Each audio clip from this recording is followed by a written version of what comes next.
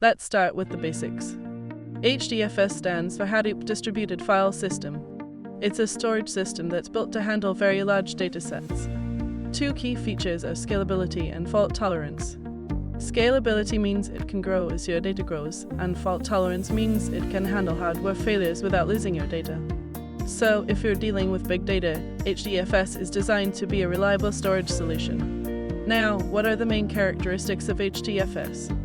First, it stores data across commodity hardware. That means you don't need expensive, specialized machines. Regular off-the-shelf servers will do. Second, it's optimized for high-throughput batch processing. Throughput here refers to the amount of data processed at a given time. So, HDFS is great for applications that process large batches of data efficiently rather than requiring low-latency access. One of the key principles of HDFS is distributed storage. How does it work? HDFS takes large files and splits them into smaller, fixed-size chunks called blocks.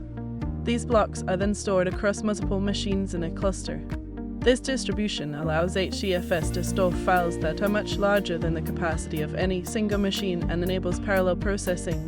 Another fundamental principle is fault tolerance. In a large cluster, hardware failures are not a matter of if but when.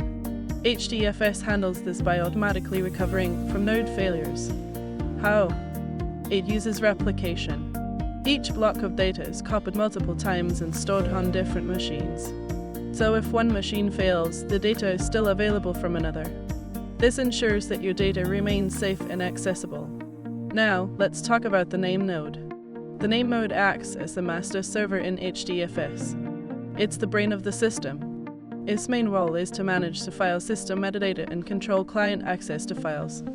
When a client wants to read or write a file, it first contacts the NameNode to get the necessary information about where the data is stored. The NameNode has several critical responsibilities. First, it stores all the metadata. This includes file names, permissions, and the locations of the blocks that make up each file. Second, it constantly tracks the health of data nodes. It does this by receiving regular heartbeats. If a data node stops sending heartbeats, the NameNode marks it as dead. Third, it orchestrates replication and recovery. If a data node fails, the NameNode ensures that under-replicated blocks are copied to other nodes to maintain the replication factor. Important notes about the NameNode. First, it's a single point of failure in a basic setup. That means if the NameNode goes down, the entire HDFS becomes inaccessible. However, this can be mitigated by setting up high availability HA. Second, the NameNode does not store the actual data. It only holds the metadata. The actual data is stored on data nodes. Now, let's move to the DataNode. If the NameNode is the brain, the data nodes are the muscles. They act as the workers in HDFS. Their main role is to store the actual data blocks and handle the I/O requests from clients. When a client wants to read or write data, it does so directly with the data nodes, but only after getting directions from the NameNode. The DataNode has three primary responsibilities.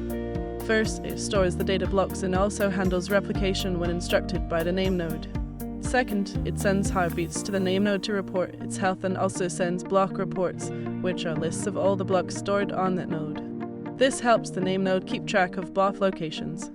Third, the DataNode executes the actual data operations, such as reading and writing blocks, when requested by clients. In terms of deployment, you typically run one data node on each slave node in a Hadoop cluster. A slave node is a worker machine. So, in a cluster, you might have one master node running the NameNode and multiple slave nodes, each running a DataNode. This setup allows the data to be distributed across the cluster. Let's dive deeper into the concept of a block. In HDFS, a block is a fixed-size chunk of data.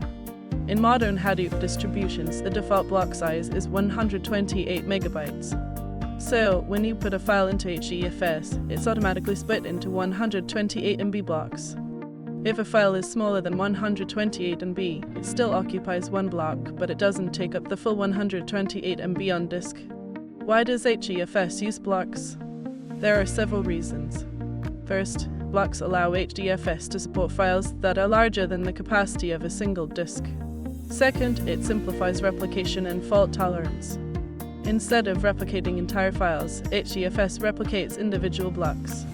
Third, it optimizes I/O operations. By having fixed-size blocks, HDFS can efficiently manage storage and read/write operations in parallel.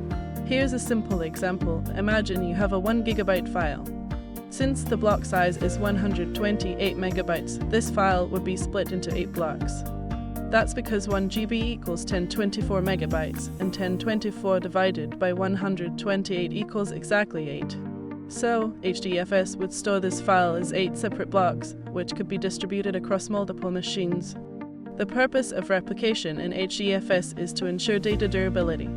Durability means that your data is safe even when hardware fails.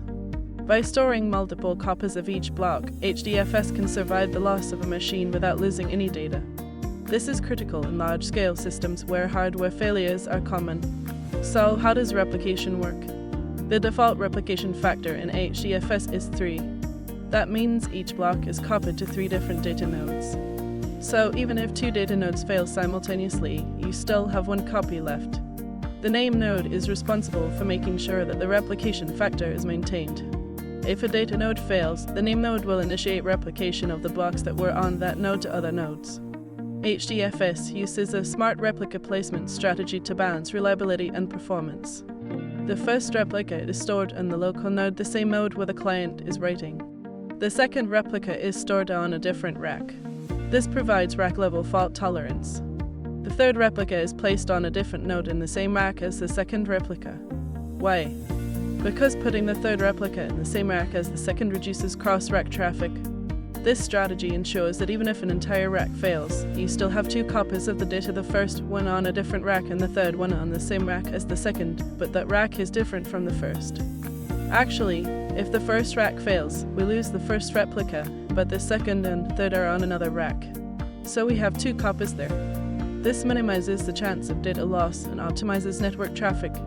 When a data node fails, how does HDFS recover?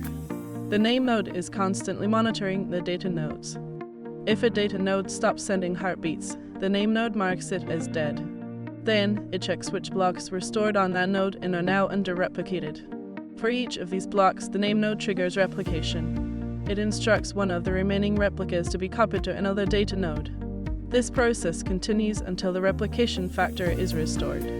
Let's put it all together with a summary of the HDFS workflow when a client writes a file. First, the client writes a file to HDFS.